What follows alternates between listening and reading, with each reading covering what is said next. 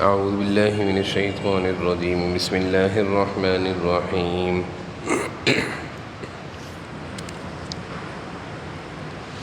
هو الذي يريكم البرق خوفا وطمعا وينشئ السحاب الثقال ويسبح الرعد بحمده والملائكة من خيفته ويرسل الصواعق فيصيب بها من يشاء وهم يجادلون في الله وهو شديد المحال.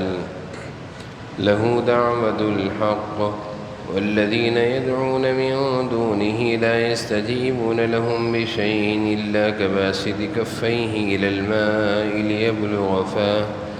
ليبلغ فاه وما هو ببالغه وما دعاء الكافرين إلا في ضلال. ولله يسجد من في السماوات والأرض طوعا وكرها وظلالهم بالغدو والآصال. قل من رب السماوات والأرض قل الله قل فاتخذتم من دونه أولياء لا يملكون لأنفسهم نفعا ولا ضرا. قل هل يستوي الأعمى والبصير أم هل تستوي الظلمات والنور أم جعلوا لله شركاء خلقوا كخلقه فتشابه الخلق عليهم.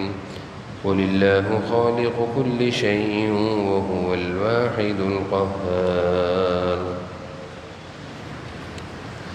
سورۃ الرعد کا درس چل رہا ہے. اب تک 11 آیتوں کا ترجمہ اور تفسیر بیان ہو چکے ہیں.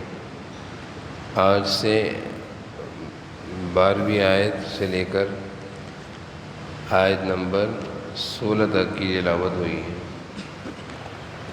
ابھی اس کا انشاءاللہ ترجمہ و تفسیر بیان ہوگا. هو الذی یریکم البرق خوفا وطمعا. اللہ تعالیٰ اپنی نعمتوں کا اظہار فرما رہے ہیں کہ میری تم پر کیسی کیسی نعمتیں ہیں. اور اللہ تعالیٰ کی نعمتیں یہ ذریعہ ہے اللہ تعالیٰ کے تعارف کا، کہ انسان جس قدر اللہ تعالیٰ کی نعمتوں کو سمجھے گا کہ یہ اللہ کی طرف سے انعامات ہیں، اتنا ہی اس کے دل میں اللہ کی محبت اور اللہ کا تعلق پیدا ہوگا. تو سب سے پہلے اللہ تعالیٰ بارش، آسمان سے برسنے والے بارش کا تذکرہ فرما رہے ہیں. هو الذی یریکم البرق خوفا وطمعا. وہی ہے، یعنی وہی اللہ ہے. یریکم معنی ہوتا ہے تمہیں دکھاتا ہے. یریکم کے معنی دکھاتا ہے. البرق، برق کہتے ہیں بجلی کو. اس کے برق رفتار، بجلی کی رفتار. البرق وہی اللہ تمہیں بجلی کی چمک دکھاتا ہے. جب تم بجلی کی چمک دیکھتے ہو تو اس وقت انسان کی 2 حالتیں ہوتی ہیں. خوف، ڈر ہوتا ہے کہ یہ کہیں بجلی گر نہ جائے. وطمع، اور امید بھی ہوتی ہے کہ اب بجلی چمکی ہے تو بارش برسے گی. بارش برسے گی تو پانی کی کمی پوری ہو جائے گی، زمینیں آباد ہو جائیں گی، زمینوں سے فصل اور کھیتیاں صحیح طریقے سے اگیں گی.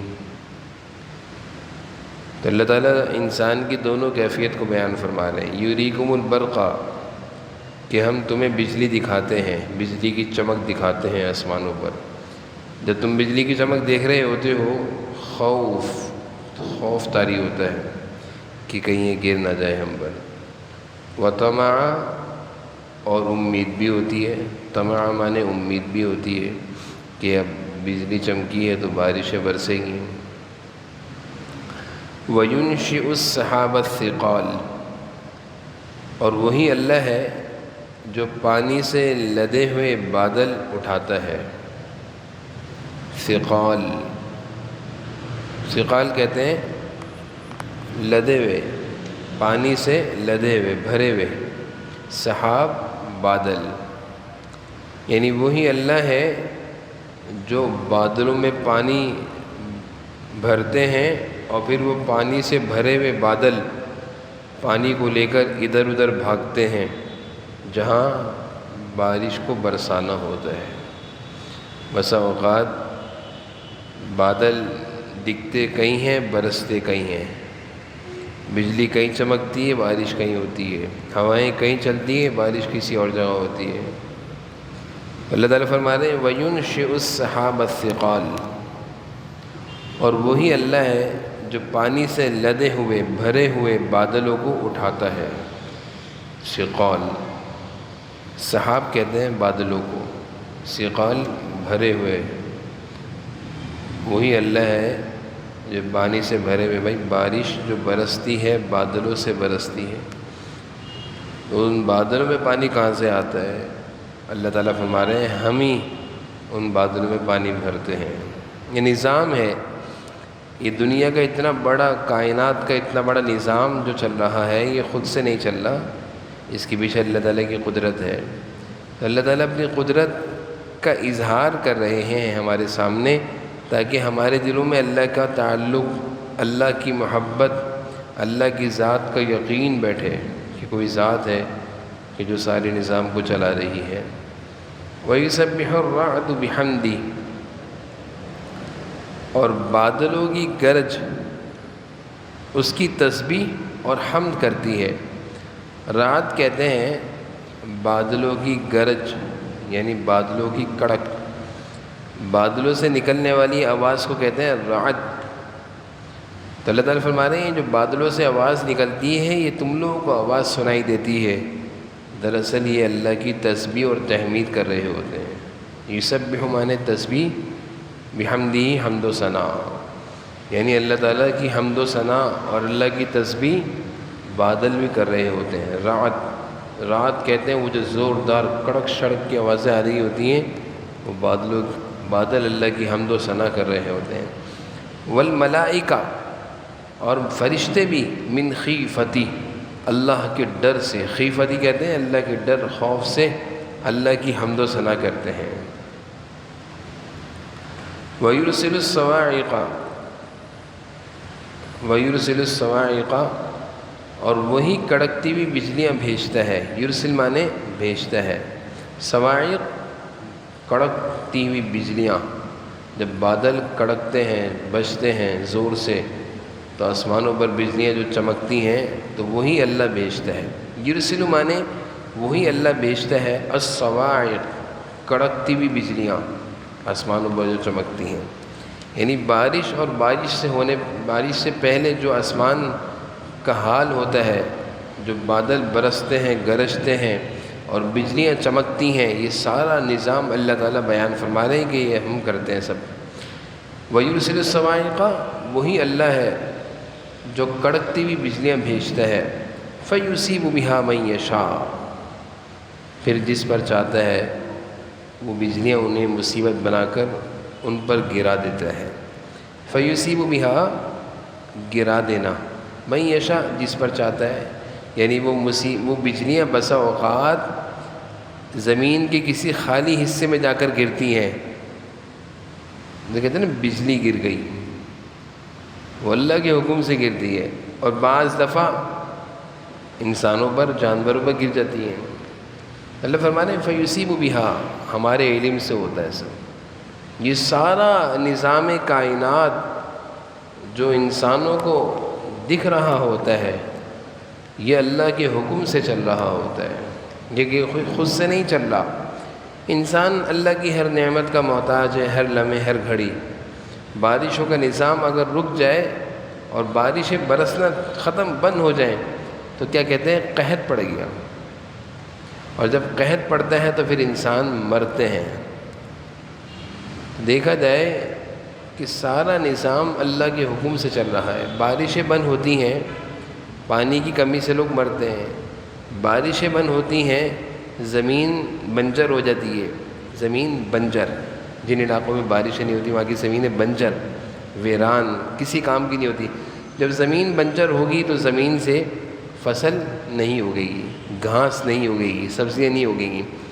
جب گھاس نہیں اگے گی تو جانور کیا کھائیں گے؟ جب جانور نہیں کھائیں گے تو جانور بھی مریں گے، گوشت کہاں سے ملے گا؟ جب جانور گھاس نہیں کھائیں گے تو دودھ کہاں سے ملے گا؟ تو آپ دیکھیں پورا نظام اللہ چلا رہے ہیں. اگر صرف بارش نہ ہو 10 سال تک خدا نہ کرے، تو بارش کے نہ ہونے سے پانی کی قلت سے انسان تو مریں گے، جیسے کہ بعض علاقوں میں ہوتا ہے، تھر وغیرہ کے علاقوں میں.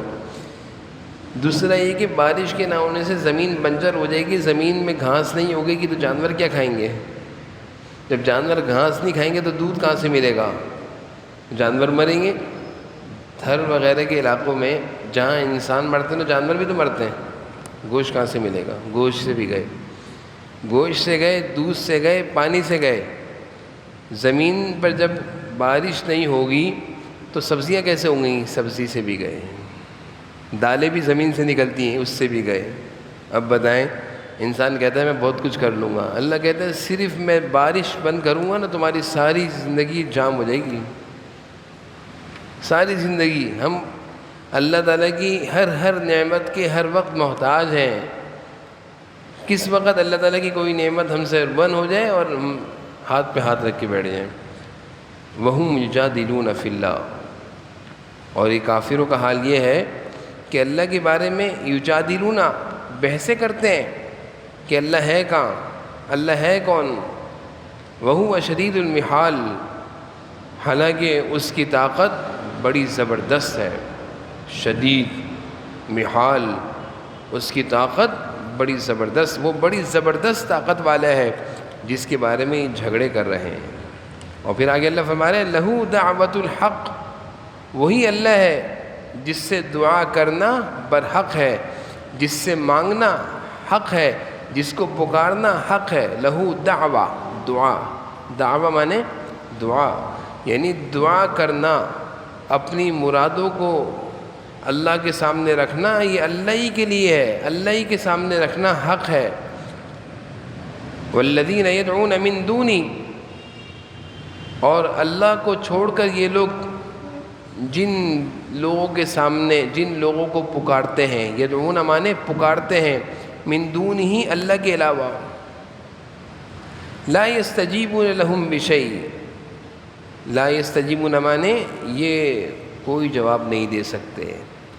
کوئی انسان بت کے سامنے کھڑے ہو کر، مورتی کے سامنے کھڑے ہو کر، مٹی سے بنے ہوئے بتوں کے سامنے کھڑے ہو کر اپنی دعا کرے کہ میری فلاں حاجت پوری کر دو، اللہ فرما رہے لا یستجیبون لہم بشیء، یہ کسی چیز کا جواب نہیں دیں گے، تمہاری کوئی بات پوری نہیں کریں گے. لا یستجیبون مانے جواب، تمہاری دعاؤں کا جواب تمہیں نہیں ملے گا. جن لوگوں کے سامنے تم اللہ کو چھوڑ کر کھڑے ہوتے ہو بڑی امیدیں لگا کر کہ ہم فلاں جگہ فلاں مزار پر جائیں گے تو اس سے کہیں گے وہ ہماری مراد پوری کر دے گا، تو مزار پر جا کر پکارنے سے نا امیدی ہے، اللہ کو پکارو. اللہ تعالیٰ فرمایا والذین یدعون من دونی، اللہ کے سوا جس کو تم پکارتے ہو لا یستجیبون لہم بشیء، تمہاری وہ پکار کا جواب نہیں دے سکتے. الا کباسط کفیہ الی الماء. اللہ فرما رہے ہیں یہ مثال ایسی ہے جیسے کوئی آدمی، کفی مانے ہاتھ، کباسط پھیلائے پانی کے سامنے.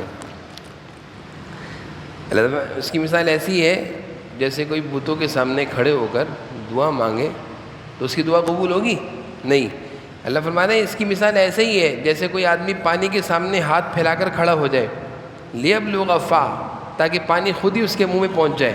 وما هو ببالغ، پانی خود ہی منہ میں نہیں پہنچے گا.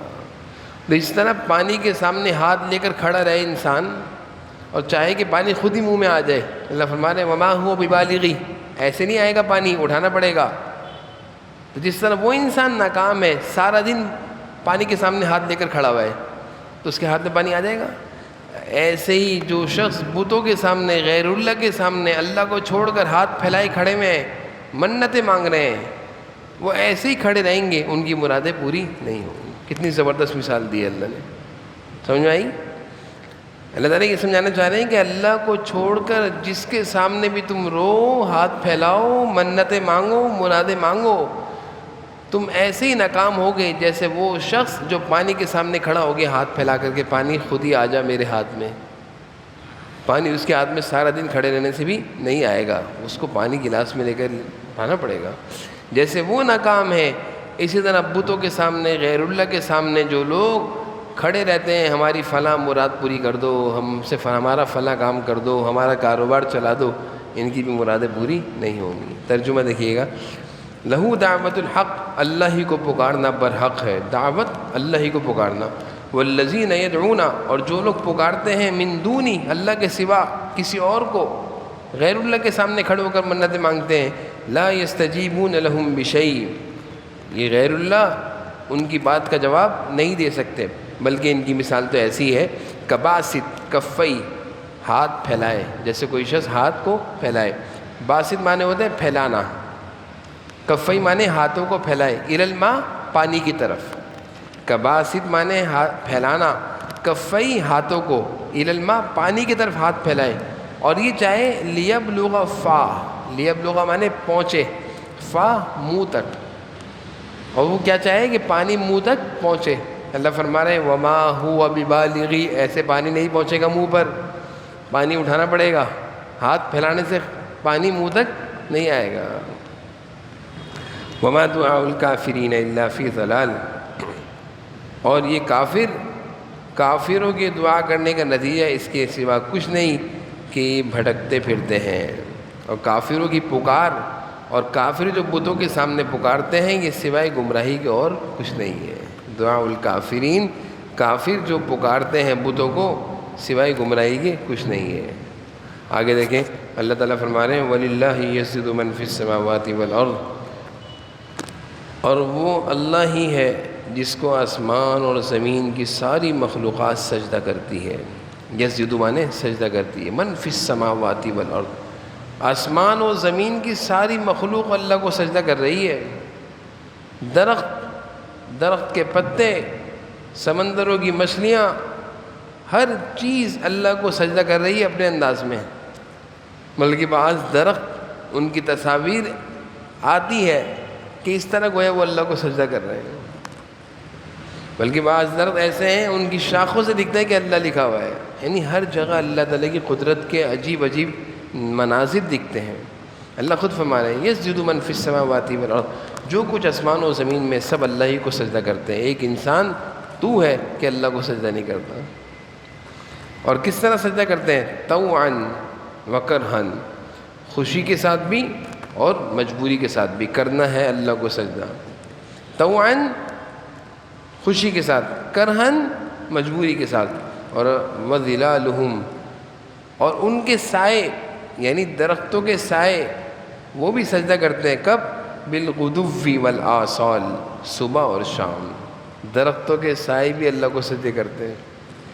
اب اندازہ لگائیے کہ ساری مخلوق اللہ کو سجدہ کر رہی ہے، کیونکہ سجدہ ساری عبادتوں میں سب سے عظیم عبادت ہے، نماز کا عظیم رکن وہ سجدہ ہے۔ کیوں؟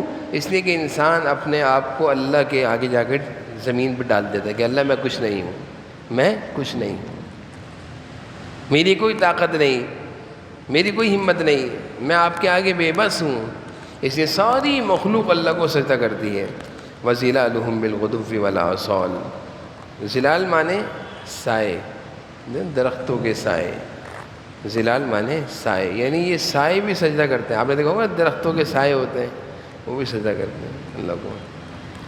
قُلْ مَن رَبُّ السَّمَاوَاتِ وَالْأَرْضِ، اللہ تعالیٰ فرما رہے ہیں حضور صلی اللہ علیہ وسلم سے کہ آپ پوچھئے ان کافروں سے کہ کون ہے آسمان و زمین کا رب، من مانے کون ہے آسمان و زمین کا رب، آسمان و زمین کو پالنے والا، پیدا کرنے والا۔ قُلِ اللَّهُ، جواب کیا ہوگا؟ اللہ، قُلِ اللَّهُ، آپ کہیے کہ وہ اللہ ہی ہے، وہ اللہ ہی ہے۔ پھر اللہ تعالیٰ فرمانے قُل، آپ ان سے کہیے اَفَاتَّخَذْتُم مِّن دُونِهِ أَوْلِيَاءَ لَا يَمْلِكُونَ لِأَنفُسِهِمْ نَفْعًا وَلَا ضَرًّا، کیا پھر بھی تم نے اس کو چھوڑ کر ایسے لوگوں کو خدا بنائے ہوئے جنہیں خود اپنے آپ کو نہ کوئی فائدہ پہنچانے کی قدرت حاصل ہے نہ نقصان پہنچانے کی؟ قل، آپ حضور صلی اللہ علیہ وسلم سے اللہ تعالیٰ کہہ رہے ہیں کہ آپ ان سے کہیے افتخذتم، کیا تم نے بنایا ہوا ہے، اتخذتم معنی ہوتا ہے بنانا، من دونہ، اللہ کو چھوڑ کر، اولیاء، دوست، معبود، کارساز، ایسے لوگوں کو لا یملکون، جو اختیار نہیں رکھتے اپنے آپ کے بارے میں نفع کے اور نہ نقصان کے. یعنی ایسے بتوں کو تم نے اللہ کو چھوڑ کر معبود بنایا ہوا ہے جو اپنے بارے میں نفع نقصان کا اختیار نہیں رکھتے، وہ تمہیں کیا نفع نقصان پہنچائیں گے؟ سمجھ میں آ رہا ترجمہ سمجھ میں آ گیا؟ دوبارہ کرنے کی ضرورت تو نہیں ہے. صحیح ہے. پھر اللہ تعالیٰ فرما رہے ہیں قل، آپ ان سے کہیے هل يستوي الاعمى والبصیر، کیا اندھا اور بینا برابر ہو سکتا ہے؟ جس طرح اندھا اور بینا برابر نہیں ہو سکتا، اسی طرح کافر اور اللہ کی کو ماننے والا، توحید کا ماننے والا برابر نہیں ہو سکتا. ایک وہ ہے جو اللہ کی عبادت کرتا ہے، ایک وہ ہے جو کافر ہے. یہ دونوں کیسے آپس میں برابر ہو سکتے ہیں؟ قل هل تستوی الظلمات والنور، کیا اندھیرا اور روشنی برابر ہو سکتے ہیں؟ یعنی اندھیرا آئے گا تو روشنی نہیں ہوگی، روشنی آئے گی تو اندھیرا نہیں ہوگا. تو جس طرح اندھیرے، ظلمات کہتے ہیں اندھیرے کو، نور کہتے ہیں روشنی کو. آپ ان سے پوچھیے کہ اندھیرے اور روشنی برابر ہو سکتے ہیں؟ نہیں. تو جس طرح اندھیرے اور روشنی میں جوڑ نہیں ہے، اندھے اور بینا میں جوڑ نہیں ہے، اسی طرح کافر میں اور اللہ کی عبادت کرنے والے میں آپس میں جوڑ نہیں ہے، دونوں الگ الگ ہیں. ام جعلوا للہ شرکاء خلقوا، پھر کیا ان لوگوں نے اللہ کے ایسے شریک مانے میں جنہوں نے کوئی ایسی چیز پیدا کی ہو جیسے اللہ پیدا کرتے ہیں؟ ام جعلوا، کیا انہوں نے بنائے ہیں ایسی چیز، خلقوا پیدا کی ہو، کخلقہ جیسے اللہ پیدا کرتے ہیں. یعنی جس طرح اللہ تعالیٰ چیزوں کو پیدا کرتے ہیں، انسانوں کو بناتے ہیں، جانوروں کو بناتے ہیں، تو کیا تمہارے وہ معبود بھی اس طرح کی چیزیں کوئی بنا سکتے ہیں؟ نہیں بنا سکتے.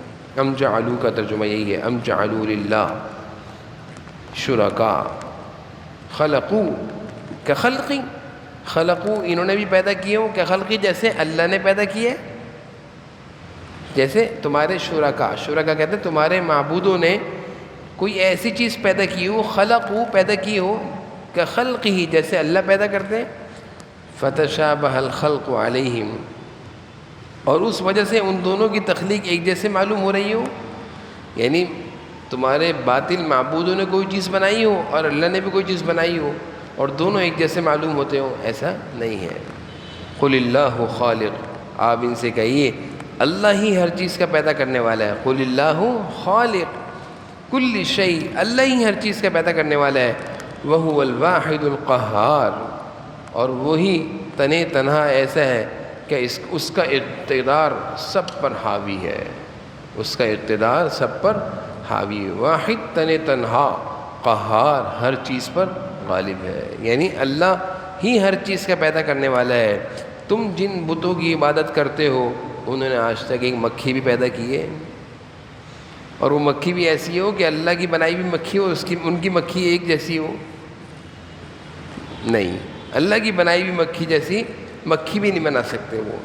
تو اللہ تعالیٰ نے آج کے درس میں اپنی قدرتوں کا، اپنی نعمتوں کا تعارف کرایا ہے.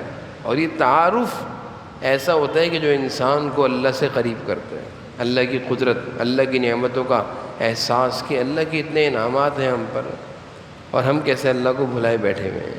اللہ تعالیٰ ہمیں سمجھنے کی عمل کی توفیق نصیب.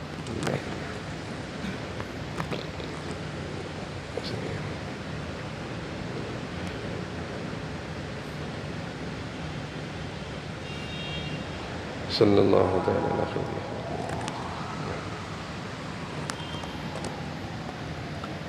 آج مولی حذیفہ صاحب آئیں گے.